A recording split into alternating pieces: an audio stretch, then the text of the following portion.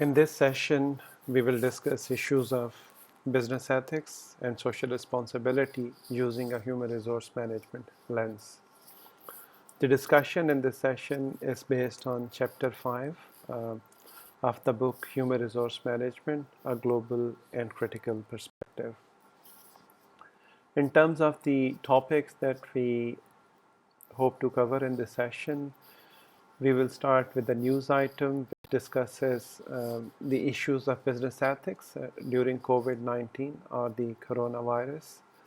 There is a brief opening case study on ethics and human resource practices in the context of Bangladesh textile industry. We will also have a discussion of the basic definition of ethics and its connection with human resources, why ethics is important to be contextualized would also be discussed. Ethics, what ethics is, and how does the notion of ethics differ from law and values. We will very briefly touch upon that. Ethical theories and frameworks would also be discussed. Some examples of ethics in practice would be discussed. UN Global Compact principles, they offer an overarching set of guidelines in the context of employees' rights and in the context of human rights. We will take a look at that. There is a mini case study on organizational restructuring and the ethical aspects of restructuring. Finally, there is an end of chapter case study which refers to Amazon's workplace practices. So let's start with the news item.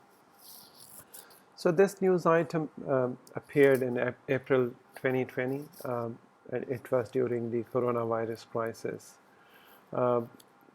So here, the important thing to consider is this, that during the COVID-19 pandemic, the demand for masks and hand sanitizers, it skyrocketed. And along with the skyrocketing of the demand, the price also increased manifold. So this phenomenon in many countries, it forced the authorities or government agencies to declare masks and sanitizers essential commodities and invoke relevant laws to ensure that price remains regulated and that these items are not hoarded, but they remain available. So similar practice, the skyrocketing of prices of sanitizers and masks was also noted by Amazon on its website. So then they took a stand against such sellers, citing its fair pricing policy that look, these items should remain within reasonable prices. Similar incidents were reported from other sectors during COVID-19 pandemic. So for example, some private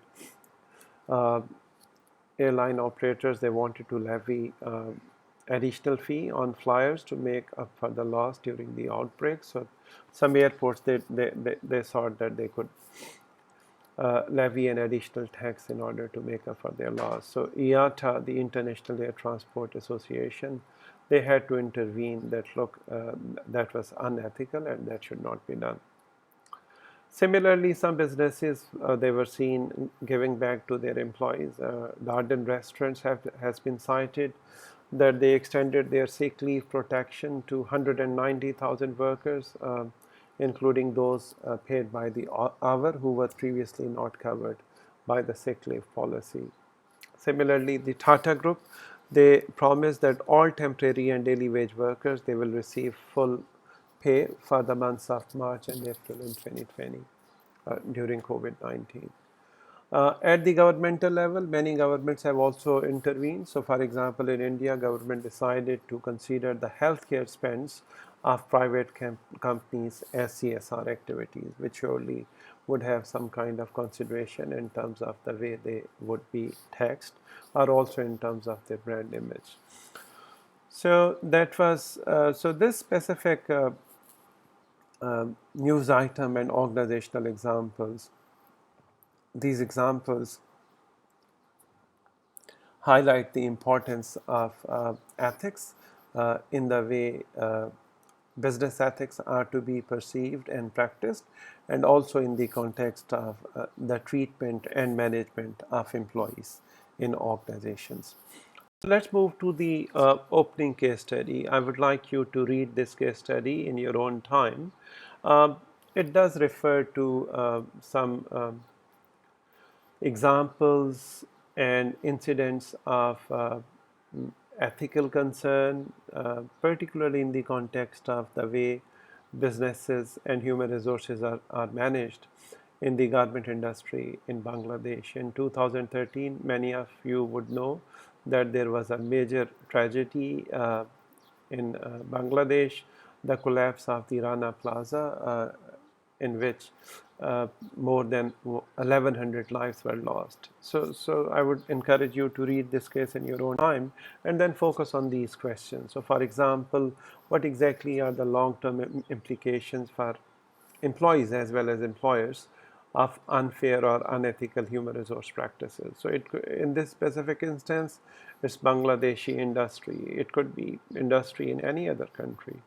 And what exactly are the implications of unethical HR practices for the way in which corporate social responsibility is viewed by the wider global economy? So here we are talking about the global supply chain where garments are produced in countries such as Bangladesh, Pakistan, Vietnam, Turkey, and so on and so forth. And the majority of those buyers um, of those brands which are buying these garments, they happen to be based in Europe or North America. So then there is also a global implication of the conformance or violation of ethical practices in organizations.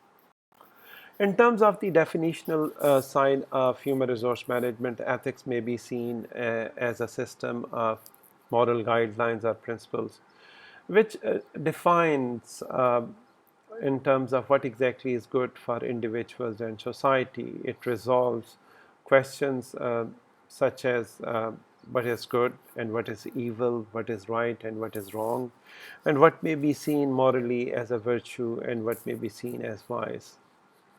So ethical considerations, they pertain to every field and every domain of life and also human resource management practice.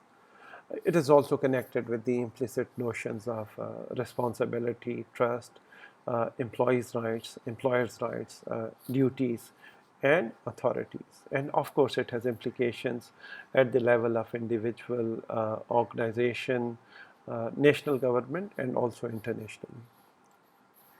In terms of ethical thinking and behavior, there are three interrelated elements which should be considered. So, the first uh, element is moral awareness, which is a recognition of the existence of ethical dilemma. So we should be aware that in certain steps that we take, in certain decisions that we take at the individual level or at the level of the organization, there may be some ethical dilemma. So we have to be aware of this. The second thing is moral judgment in terms of our assessment that what is right. So surely issues of the conflict of interest, issues of who is benefiting from this decision, and what exactly are the ethical implications of the decision in terms of the implications for the beneficiary and the other party should also be considered. Uh, the third interrelated element of ethical practice is ethical behaviors, where we progress from awareness to judgment to the actual action. So, ethical behavior, taking action to do the right thing.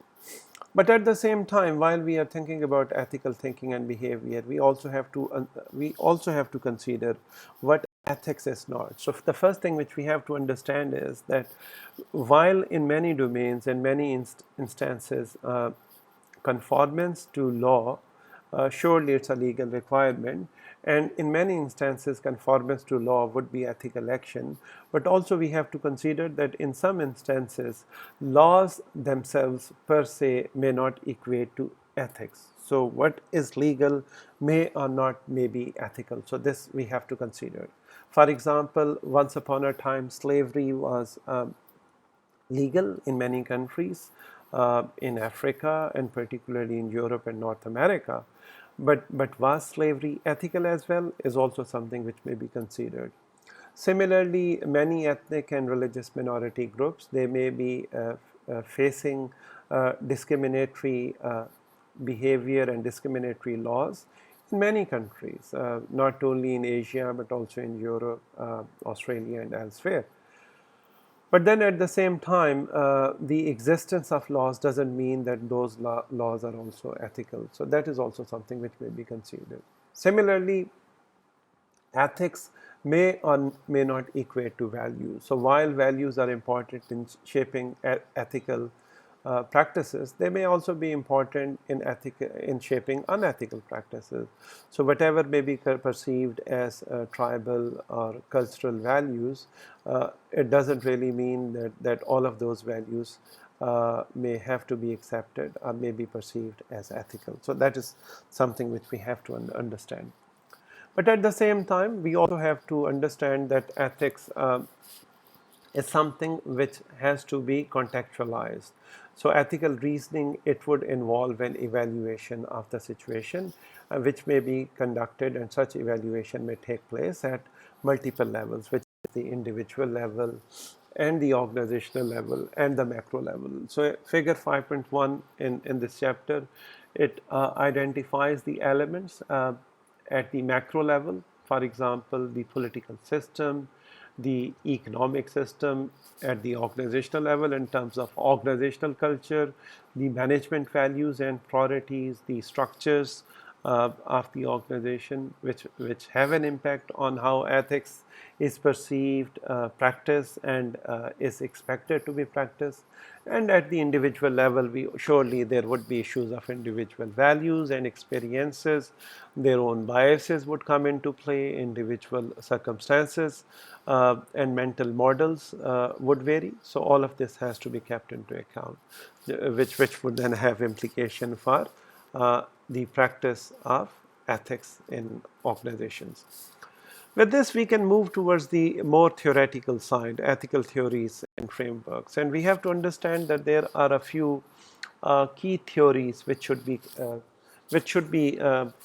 taken into account. So one of that, first and the foremost, is consequentialism. That look, we are interested in the outcomes of our actions, and if the outcomes are ethical, if the outcomes are fair, then everything is fair. So considering the consequences, both intended and unintended, of our decisions and actions. So it is also known as teleology, like which is more interested in something which is tally, which is we are more interested in the end uh, of our decisions. Decisions on actions considering consequences. It is also known as utilitarianism, or it has connection with utilitarianism, because the aim is that whatever our decisions are, they should be utilizable, they should be uh, uh, of benefit to the maximum people. So there is maximum utility. Usually this approach is considered preferable when there are complex issues, there are multiple stakeholders, there are there is a myriad of choices and implications. So in that case, some people may consider that, look, we will go for those solutions, or we will go for those decisions which provide maximum benefit in terms of their outcomes. So this is known as consequentialism. The second is deontological, which is non-consequentialism. And here we focus on actions per se, whether they are right or wrong in themselves. So instead of looking at the ultimate end result of our decisions or actions. We look at the steps that we are taking, or the individual decisions that we are taking, which then would lead to the final outcome. And instead of evaluating the final outcome, we look at those individual decisions per se, individual actions per se, that whether those decisions and those actions are right or wrong. So the focus here is on duty-based principles and universal principles for everyone. So religious ethics, for example, could be quoted as example of deontological principles that look, people's rights cannot be violated because those rights and those duties towards people may be protected under certain religious guidelines. So Kant's framework of ethical decision making refers to deontological principles or duty-based principles. We then move to the third framework, which is virtues framework. Here it refers to human virtues that look, there are certain virtues which should be practiced by every human being.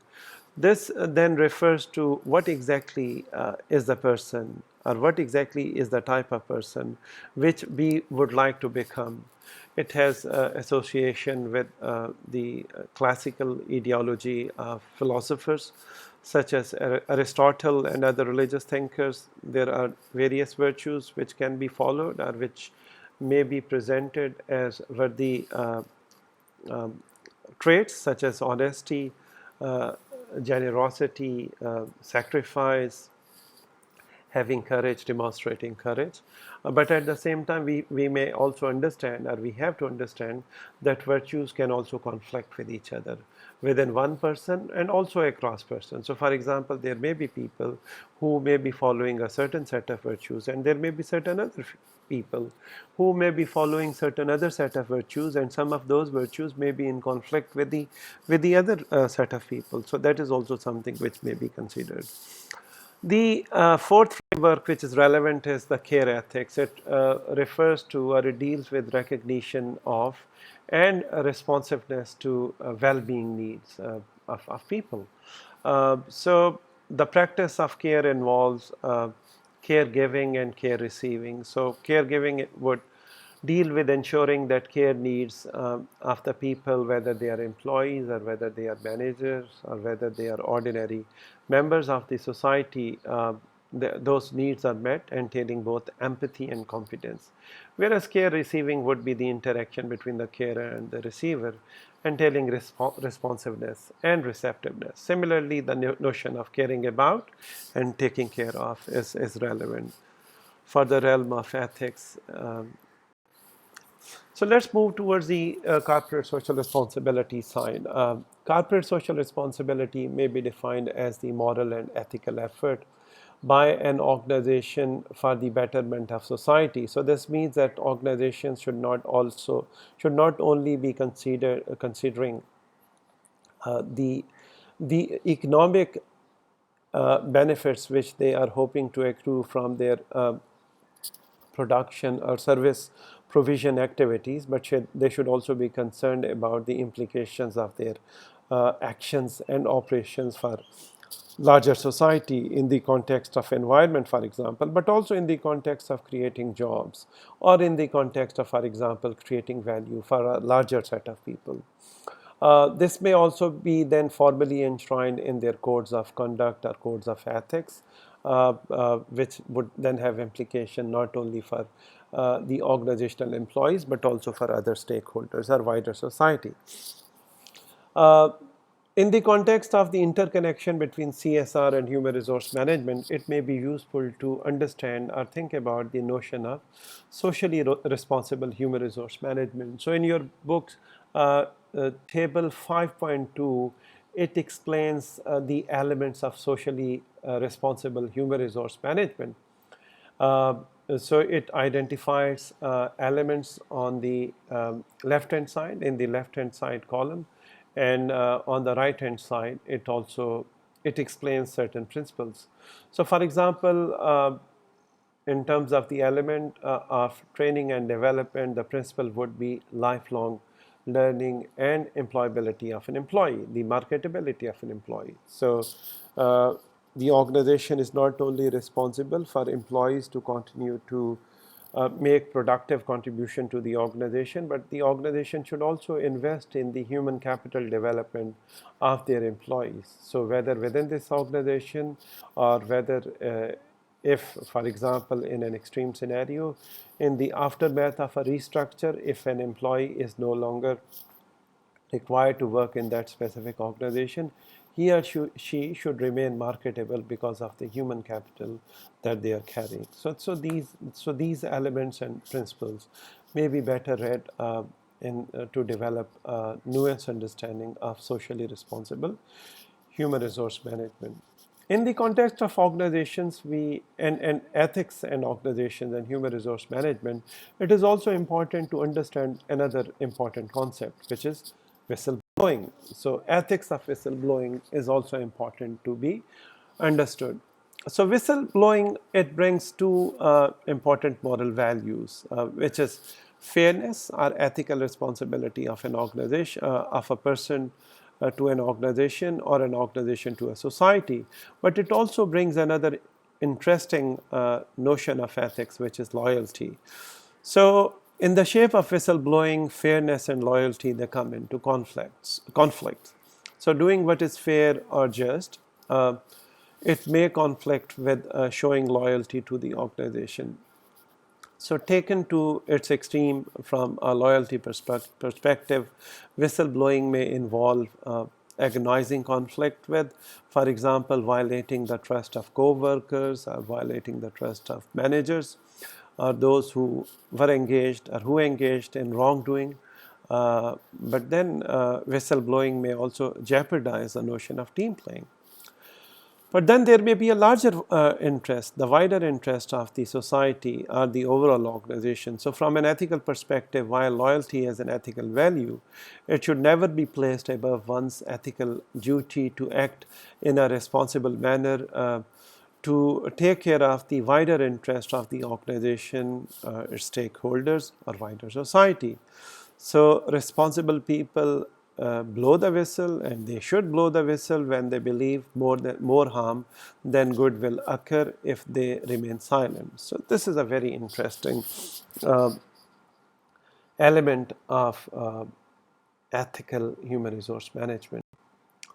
Uh, so from a critical business ethics perspective, we also have to understand that ethics cannot be confined from an essentialist definitional perspective. It can be conceived in many different ways. So the essence of business ethics is not hiding or waiting to be found, nor it is found in a clear code of rules prescribing specific forms of ethical behavior. So there may be very elaborate codes of ethics or codes of conduct defined by the organization, but it may not, and such codes may not capture the complete essence or the complete wholeness of ethics in business, in practice, in the practice of business, or in the practice of human resource management. In terms of the ethics and practice, many examples have been studied. There are quite a few examples in your book, and also you are very welcome to review different news items or journal articles. So what is that is ethically or morally wrong about the situation? What has triggered your conscience? So you can think about it whenever you are confronted uh, with a situation where there is an ethical dilemma. So you have to ask yourself, what exactly is ethically wrong, and what exactly is something which may be triggering your conscience. And when you apply your ethical reasoning to that specific situation, what in your view should be or could be a proper course of action, and what are the demands and expectations that other stakeholders in that specific situation might wish to impose? Who is the beneficiary of the decision that you are likely to take, and what in practical terms should be done about it, given the constraints and the complexities of the real world? What exactly are the options for action, and which choice would be more ethical? Surely we can refer to the organizational code of ethics, and we can also refer to our own principles, individual principles, but then we may also refer to international guidelines And one of those international guidelines is UN Global Compact Principles, which then define principles in various categories. And those categories pertain to human rights, labor standards, environmental standards and expectations, and anti-corruption. And you will see that against each of those categories in table 5.1, there are certain principles. So I would encourage you to read those categories and principles in your own time and think about those principles and their applications in real life. With this, we can progress to mini case study in your book chapter, which talks about organizational restructuring. It's a scenario where a multinational subsidiary or multinational company is planning to restructure, and surely it would then have implication for the ethical conduct uh, of the way restructuring is being considered or is being implemented. So I would encourage you to read this mini case in your own time and then think about responding to these two questions. The first question is that what exactly are the ethical implications of the decision to downsize in this case study? And if there are any ethical considerations, how should those considerations be addressed? And what might be the impediments or obstacles to ethical decision being taken? So that is question number one. And in the question number two, I would encourage you to apply the frameworks, the theoretical frameworks, the utilitarian perspective, the rights perspective, the justice or the fairness perspective, and the care perspective in resolving the ethical dilemma in this case study. So towards the end of this chapter, surely we have highlighted. At the end of the chapter, there is a very interesting case study, namely Amazon's brutal workplace is an indicator of an inhumane activity. There are three questions related to this case study. I would like you to spend time on this case study and refer to the chapter's content and other material, journal articles, and other relevant texts available in order to find answers to the given questions. With this, I conclude the session. There are further readings which have been suggested to you. Some of those readings are also there in the book, but some additional readings I have provided in this slide. With this, I conclude the session, and I thank you for patient listening.